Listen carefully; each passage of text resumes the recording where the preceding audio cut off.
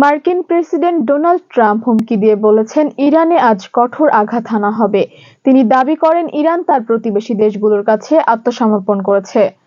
Truth সোশ্যালে Trump বলেন Iran মধ্যপ্রাচ্যে প্রতিবেশীদের কাছে ক্ষমা চেয়েছে এবং আত্মসমর্পণ করেছে, আর তাদের দিকে হামলা চালাবে না বলে প্রতিশ্রুতি দিয়েছে। তার দাবি যুক্তরাষ্ট্র ও ইসরায়েল বিরামহীনভাবে হামলা চালিয়ে যাওয়ায় এই প্রতিশ্রুতি এসেছে। এর আগে ইরানের প্রেসিডেন্ট মাসুদ পেজেশকিয়ান বলেন দেশটির অন্তর্বর্তী নেতৃত্ব শুক্রবার সিদ্ধান্ত নিয়েছে প্রতিবেশী দেশগুলো থেকে ইরানের ওপর হামলা না হলে সেসব দেশে আর কোনো আক্রমণ চালানো হবে না। ইরানের সংবাদ মাধ্যমে প্রকাশিত বক্তব্যে প্রেসিডেন্ট পেজেশকিয়ান বিগত দিনগুলোতে হওয়া হামলার জন্য প্রতিবেশী দেশগুলোর কাছে দুঃখ প্রকাশ করেন।